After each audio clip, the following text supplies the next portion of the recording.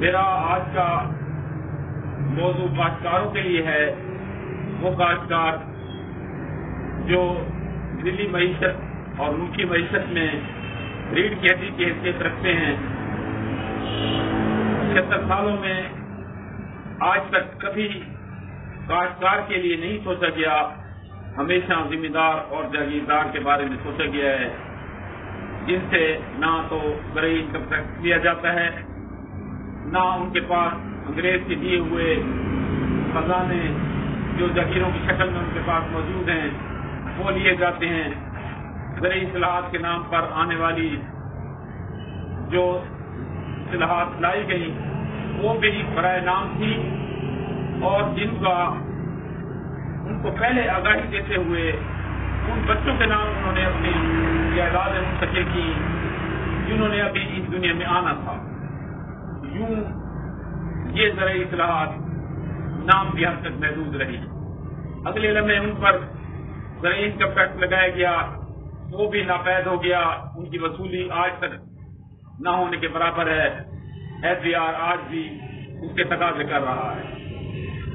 میرا سوال اس چھوٹے کاشتکار کا ہے جو بنیادی طور پر ہمیں فوڈ سیکورٹی کا تحفظ دیتا ہے، اور ان کی معیشت میں GDP میں ان کا بہت بڑا حصہ ہے۔ ہماری چاروں بڑی فصلیں انہی کی مرہون منت ہیں کہ وہ دن رات جاگ کر ان کھیتوں سے سونا اگا کر مارکیٹ کو مہیا کر رہا ہے، جس سے یہ ہماری معیشت جو اس وقت اتنی گر چکی ہے کہ عوام کو 2 وقت کی روٹی کے لالے پڑ چکے ہیں۔ اب یوں ہی ربی سیزن شروع ہوا ہے تو وہ لوگ متحرک ہو چکے ہیں جو بیج، کھاد اور زرعی ادویات مہیا کرتے ہیں۔ ان کے جو آڑتی ہیں، ان کے جو سپلائی کرنے والے ہیں، وہ تو امیر سے امیر تک اس لیے ہوتے ہیں کہ انہیں حکومتی تحفظ بھی حاصل ہے، اداروں کو تحفظ بھی حاصل ہے، اور وہ جدید و قدیم دونوں طرح کی ادویات اور ملاوٹ شدہ ادویات بیج، کھادیں مکس کر کے وہ اس سیزن میں فروخت کر دیتے ہیں، جس سے ان کی ترقی دن دگنی اور رات دگنی ہو جاتی ہے۔ اس کے برعکس کاشتکاروں کو کس نے دیکھنا ہے؟ وہ محکمہ زراعت نے ضلعی انتظامیہ کی مدد سے دیکھنا ہے کہ کیا ان کے کھیت کی تیاری سے لے کر انہیں آبیاری تک، انہیں ان کی فصل کی برداشت تک، اور پھر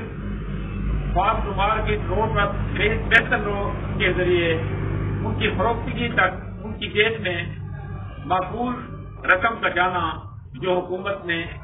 اس فصل کا ریٹ مقرر کیا ہوتا ہے وہ بھیجنا انتہائی کلیدی اہمیت کا حامل ہے، لیکن اسے پورا نہیں کیا جا رہا، جس کی وجہ سے کاشتکار آج بھی ننگے پاؤں میلے کپڑوں کے ساتھ بدحالی کا شکار ہے، اور چھوٹا کاشتکار اپنی کاشت کرنے کے بعد وہ اللہ پاک کی رحمت کے سائے تلے پر امید ہوتا ہے کہ اسے کچھ مل جائے گا، وہ اپنا تمام جمع پونجی اس زمین میں دفن کر دیتا ہے۔ لیکن اس کے برعکس ہمارے ارباب اختیار کبھی بھی یہ نہیں سوچتے کہ اس کاشتکار کو ہم نے نہ صرف عزت دینی ہے، توقیر دینی ہے، انہیں یہ ہمارے سیکورٹی فوڈ کے ضامن ہیں، ہم نے انہیں ایک مقام دلانا ہے، کبھی نہیں دیا گیا۔ 76 سالوں میں ان کا کوئی پرسان حال نہیں، نہ انہیں تھانہ قبول کرتا ہے، یوں ہی کسی تھانے یا پٹوار خانے میں کوئی جسے کاشتکار کہا جاتا ہے، جج کہا جاتا ہے، جب وہ چلا جائے تو وہ کہتے ہیں وہ ہمارے لیے اسامی آ گئی ہے، اور بنا دیکھے بنا سوچے سمجھے وہ اسے اپنا قائل نہیں بلکہ وہ یہ سمجھتے ہیں کہ یہ ہمارے لیے کچھ لے کر آیا ہے۔ یہی حال اسے اپنے کھیت میں درپیش ہوتا ہے کہ جب وہ کھاد ڈال رہا ہوتا ہے تو اسے یقین نہیں ہوتا کہ اس کا رزلٹ کیا آئے گا، اس بیج کا اسے یقین نہیں ہوتا کہ یہ کتنی پیداوار دے گا۔ 20 ایکڑ پیداوار کے لیے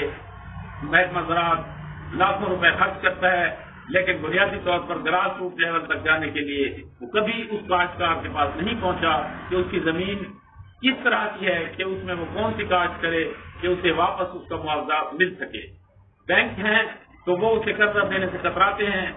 ذمہ داروں کو قرضہ میسر ہوتا ہے، لیکن بنیادی طور پر جس نے کاشت کرنا ہے اسے وہ قرضہ کبھی نہیں دیا گیا. اس لیے ان تمام باتوں پر غور کرنے سے جو اگر ہمارا کاشتکار مضبوط ہوگا تو ان کی معیشت بھی مضبوط ہوگی.